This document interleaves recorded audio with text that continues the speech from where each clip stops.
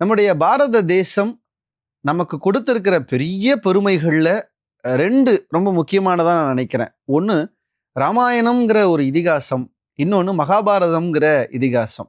ஏன்னா மற்ற கதைகள் எல்லாம் வெறும் கதைகள். ஆனா இந்த 2ம் இன்றைக்கும் நம்ம வாழ்க்கையோட ஏதாவது ஒரு கதாபாத்திரத்தோட பொருத்தி பார்த்தா கூட ரொம்ப கனக்கச்சிதமா பொருந்தும். நம்மளை சுத்தி இன்னைக்கும் சகுனிகள் இருக்காங்க, நிறைய துரியோதனர்கள் இருக்காங்க. இன்னைக்கும் பொருத்தி பார்க்கக்கூடிய அந்த பெருமை இந்த மகாபாரதம் ராமாயணம்ங்கிற 2 இதிகாசங்களுக்குமே உண்டு. எனக்கு இந்த இதிகாசங்கள்ல பல கதாபாத்திரங்களை நான் பார்க்கிறப்ப ஒரு கதாபாத்திரம் எனக்கு ரொம்ப வியக்கிற ஒண்ணா இருக்கும். அது யார் தெரியுமா? வில்லை கையில் ஏந்திய ஒரு பெரிய வெற்றி வீரனாக இருக்கக்கூடிய அர்ஜுனன் அப்படிங்கிற அந்த கதாபாத்திரம் ரொம்ப என்னை பார்க்கிற போதெல்லாம் ஆச்சரியப்பட வைக்கக்கூடியதா ஒன்றாக நான் பார்ப்பேன். மகாபாரத போர் குருஷேத்திரத்துல நடந்துச்சு. அந்த போர் யாரை மையமாக வைத்து நடந்தது அப்படின்னு கேட்டா நம்ம என்ன பதில் சொல்ல முடியும்? சகுனியை மையமா வச்சு நடந்ததா? இல்ல துரியோதனனை, இல்ல பீஷ்மர, துரோணாச்சாரியார, யாரை மையமா வச்சு நடந்தது அப்படின்னா அதுக்கு ஒரே பதில் தான். நம்ம பரமாத்மா என்று கொண்டாடுகிற கிருஷ்ணர் யாரோடு இருந்தாரோ அவரை மையமாக வைத்து நடந்தது தான் அந்த போர். அப்ப கிருஷ்ணர் யாரோடு இருந்தார்?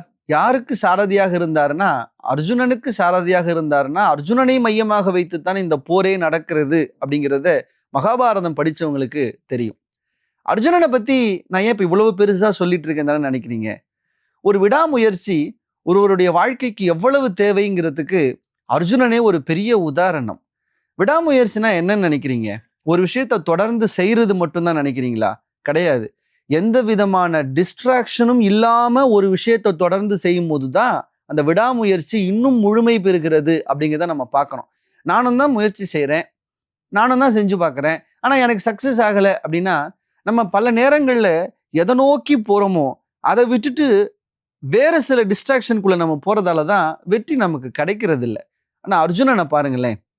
அர்ஜுனனுக்கு எப்படி சொல்லி கொடுக்கப்பட்டதோ அந்த கலைகள் எல்லாம் அர்ஜுனனோடு சேர்ந்து எல்லாருக்கும் ஒரு சேரதான் சொல்லி கொடுக்கப்பட்டது.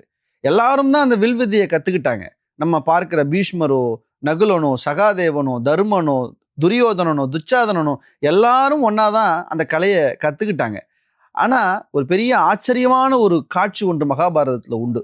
கலையெல்லாம் கத்து முடிச்சாச்சு, எல்லாரும் எப்படி இருக்காங்கன்னு சோதிக்கணும்னு ஒரு நிலைமை வந்தது. இன்னைக்கு நம்ம எக்ஸாம் எழுதுற மாதிரின்னு வச்சுக்கோங்களேன். துரோணாச்சாரியார் அந்த எக்ஸாமை வைக்கிறார். ஒரு தூரத்துல ஒரு மரம், அதுல ஒரு கிளை, அதுல ஒரு கிளி, அதுக்கு ஒரு கண்ணு, அந்த கண்ணு தான் உங்களுடைய குறியாக இருக்கணும் அப்படின்னு சொல்லிட்டு அம்பை பூட்டி ரெடியா இருங்கன்னு சொல்றார். எல்லாரும் ரொம்ப தயாரா இருக்காங்க.